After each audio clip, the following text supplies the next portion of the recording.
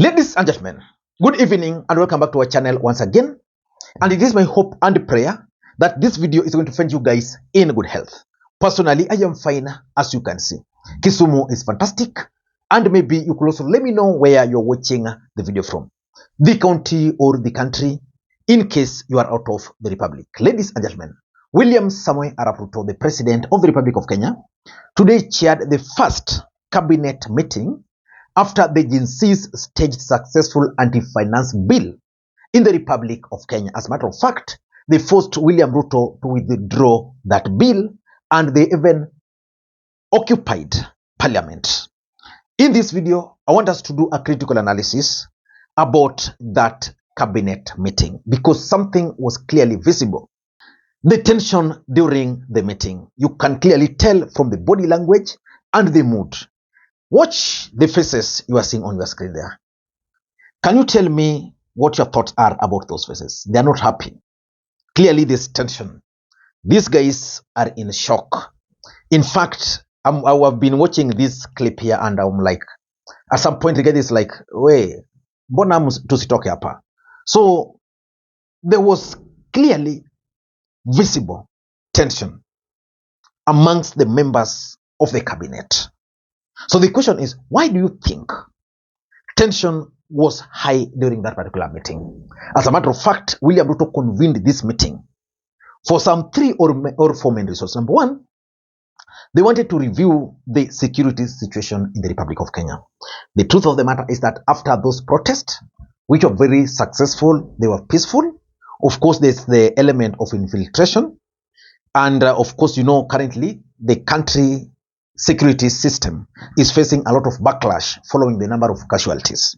So they wanted to check the security situation, whether it has increased. You also remember that majority of members of parliament cannot even go to the street. The cabinet secretaries are no longer flying the flags, which means they were scared. Number two, maybe the aftermath of the demonstrations. How will the demonstrations affect William Ruto's presidency? What can they do to win the trust of Kenyans back? And of course, there's also the element of the international image. William Ruto had tried so hard to create a name for himself internationally. He was emerging as the blue-eyed man of major international players like the US, UK, and other superpowers. But this demonstration, in my view, pulled William Ruto back a bit. So how can they maintain the brand and the level William Ruto had managed to place himself in the eyes of the police brutality? So those could have been the main reasons why this meeting took place. But in this particular video, I want to focus on the body language and the mood of that particular meeting. But before you do that, for those who are watching this channel for the first time, please take a second or two, click that subscribe button so that next time we produce a video like this, YouTube will automatically notify you. And to the subscribers, I want to continue thanking you guys for your continued support. Because without that support, this channel cannot be where it is. Ladies and gentlemen, without further ado, allow me to dive in again. Before I dive in, allow me to take this opportunity to thank the following people. You are seeing their names on the screen there for the coffee which they sent to me earlier. You can also do the same using the numbers you are seeing on your screen. It goes a long way in supporting the channel. A cup of coffee only goes for 200 shillings, but you can do more. Ladies and gentlemen, allow me to dive in. Why do you think tension filled that particular room? Because clearly, from the videos, which I didn't share myself, they were shared by William Ruto's team. From those videos, you can clearly see that tension was high. I don't know, because for them to release those videos, it means there were other videos which they couldn't release. So tension was clearly visible. Why do you think the meeting was tensed? Number one, in my view, is the call by Kenyans to dissolve the cabinet. If there's one thing each and every Kenyan is calling, is for the president to dissolve his cabinet. Boni Alwale relayed that information to the president yesterday. Finally, things to do. Mr. President, dissolve cabinet, reconstitute it. Mr. President, disband offices outside the Constitution, including CAS, including Prime Cabinet Secretary.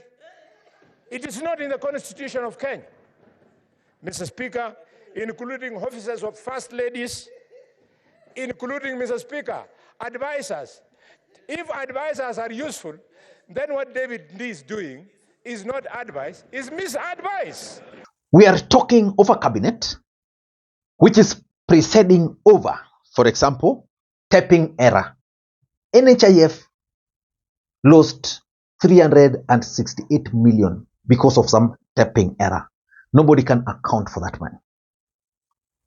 That's under the docket of the minister or the cabinet secretary for health.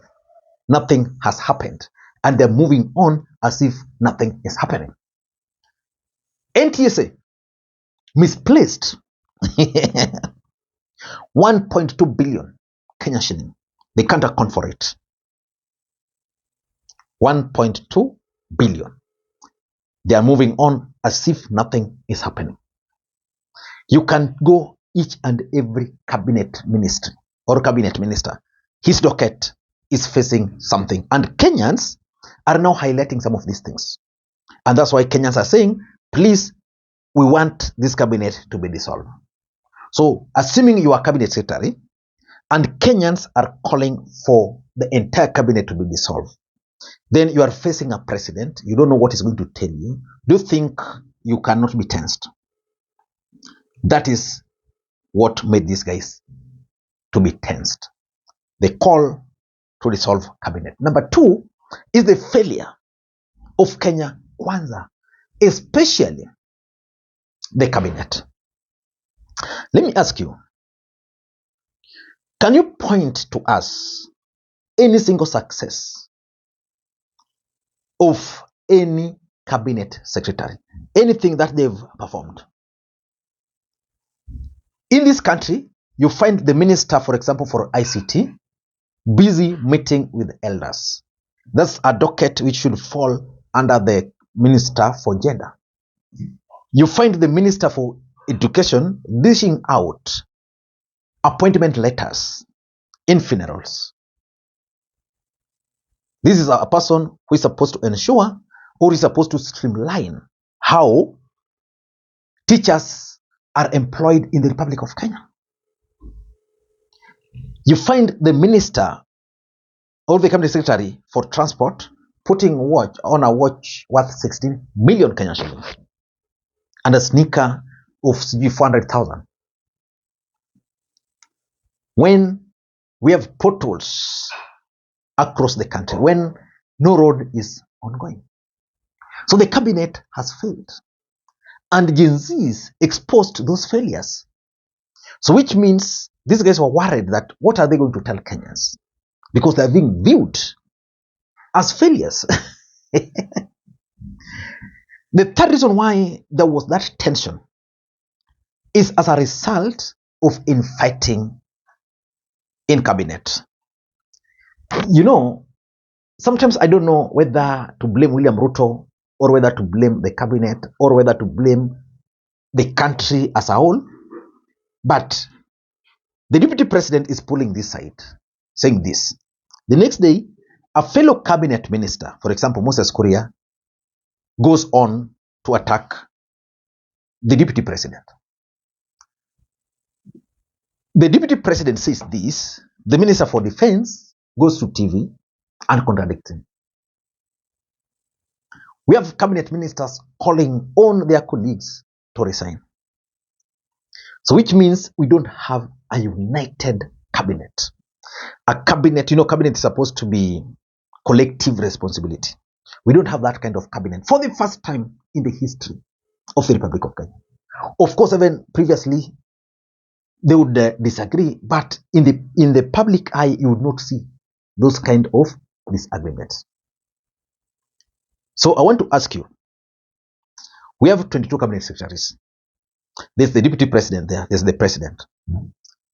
They are talking different things in the eyes of the public. Then they go and meet. Do you think those guys would be at ease? No. So the infighting in the cabinet contributed to the tension we witnessed today. Number 4 is the shock. These guys are still absorbing the shock of the Gen Z demonstration. None of the cabinet minister expected these Gen Zs to stage demonstration to the level they did. To an extent that they're no longer flying the flag. To an extent that for the first time, we had a weekend without ministers showing us very funny things in the Republic of Kenya. For the first time. Yeah. So they're still absorbing it. You know, we have a president who expects the ministers to deliver. Gen Zs are saying they want the president to leave. It means for them, they don't even want to hear about the cabinet secretaries. Then you go and meet as a cabinet. And lastly, tension is also very high as a result of the talks of cabinet reshuffle. In fact, William Ruto will have to be forced to reshuffle his cabinet. And the reason William Ruto is going to be forced to reshuffle his cabinet is, number 1, the Kenyan public have lost trust and confidence in William Ruto's government, in the cabinet. Number 2, this cabinet is being viewed by the public as corrupt, insensitive. So William Ruto will have to reshuffle them. In the eyes of the Republic of Kenya, these cabinet secretaries are not the best. You can't tell any Kenyan that Aisha Jumwa was the best for that job. That Muchogu is the best we can get to head our Ministry of Education.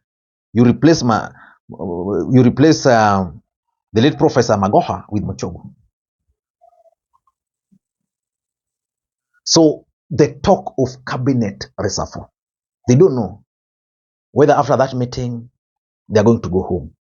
And they're expressing it in their body language and, of course, facial expression. And lastly, the fact that Kenya Kwanza has failed is also causing these guys serious tension. Corruption is the order of the day. Extravagance. There is someone who posted something. I don't know how true it is. I don't know how true it is that a member of the cabinet stays in Nandi. He lives in Nandi, but he works in Nairobi. So every morning, Nairobi. Chopper at taxpayers' money. Expense. Evening, Nandi Hills. So Kenyans are feeling nothing for Ruto. So these guys are like, I don't know what you think, but that's my take. Until next time, this is Lee Makwiny. In my next video, I want to explain to you guys why William Ruto has the fear of Uhuru Kenyatta. Until that time, this is Lee Makwiny. Bye-bye.